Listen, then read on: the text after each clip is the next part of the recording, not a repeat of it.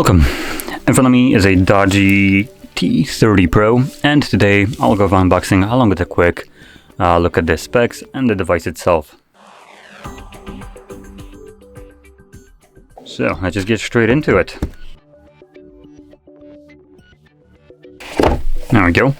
Now, before I actually take a look at the device itself, I do want to point out the marketing bullshit that companies are doing nowadays, and I just want to kind of point out so people don't get confused by this. So this device apparently has 256 gigs of storage, nothing wrong there, with apparently 15 gigs of RAM. Now there's a lot of wrong with that, because 7 gigs of that is just storage, not RAM. And if you could use storage as RAM, people that have desktops would have terabytes of RAM, but we don't. To explain why this is a problem, RAM is significantly faster. It's designed specifically to read and write data stupidly fast, but not to keep it there for a longer period of time, while actual storage like SSDs are designed to keep the data there and are good at reading and writing onto it, but not as good as RAM. So it's like trying to sell you marketing a scooter as a supercar. It's a freaking scooter.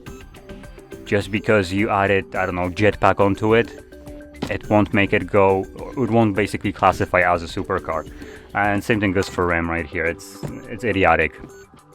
And I do have a massive problem with that because it's just a effing scam. Additionally, usually the RAM sold by companies and like devices is overpriced, so they just basically add you more RAM and charge you like way more than it's actually worth, which is another scam. But anyway, in here we got our device, which actually comes with a case already pre-applied.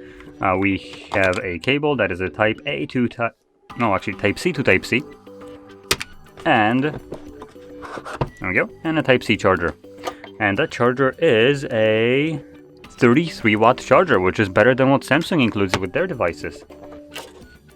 Which Samsung doesn't include anything with their devices in terms of charging. And some paperwork. Anyway, let's just throw that to the ground and get a look at the device itself.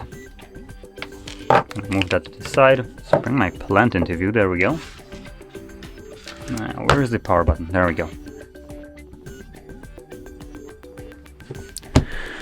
So the display right here is a 11-inch display running a resolution of 1600 by 2560 pixels.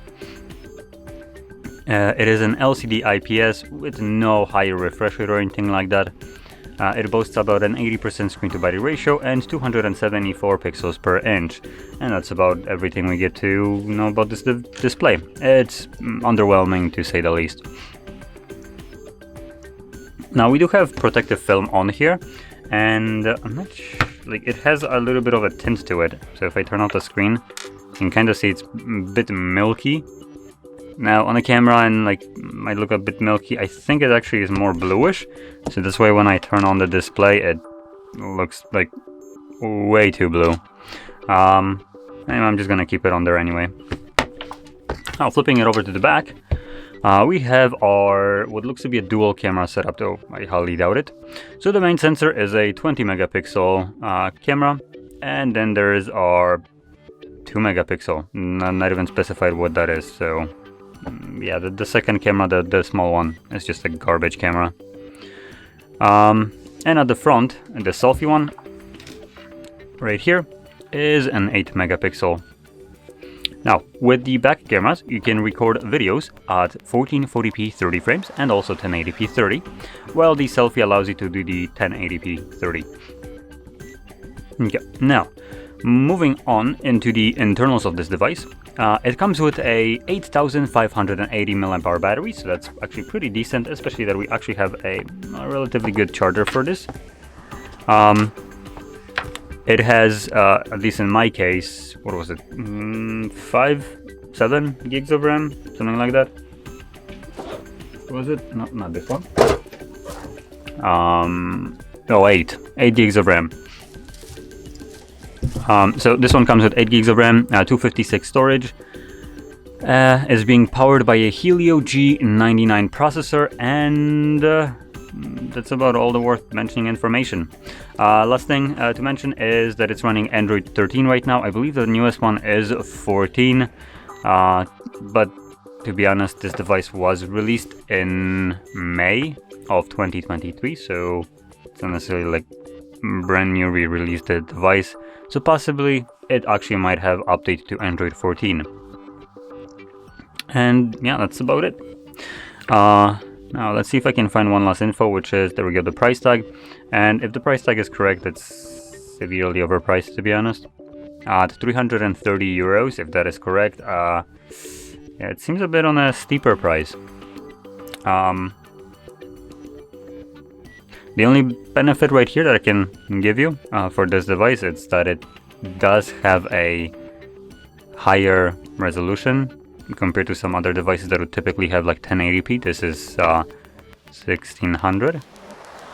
So that is a benefit of having a bit of a sharper image, but nothing really to like overpay for. And obviously, if you're planning to use this device for media consumption like Netflix and all that stuff, I probably would recommend some devices that have like an AMOLED display at least. That'll give you a much better experience. So this kind of colors right here on this display, no, I'm gonna peel that off just to, oh, never mind, I'm not gonna peel it off because it's garbagely applied. But yeah, if removing that just makes the color a little bit more reasonable over this absolute blue tint, then that would be just fine. But like I said, for media consumption, I would recommend going with something that has an AMOLED over like a typical LCD IPS display like this one does. So yeah, anyway, with that being said, hopefully you found this video helpful, and if you did, don't forget to smash like, subscribe, and thanks for watching.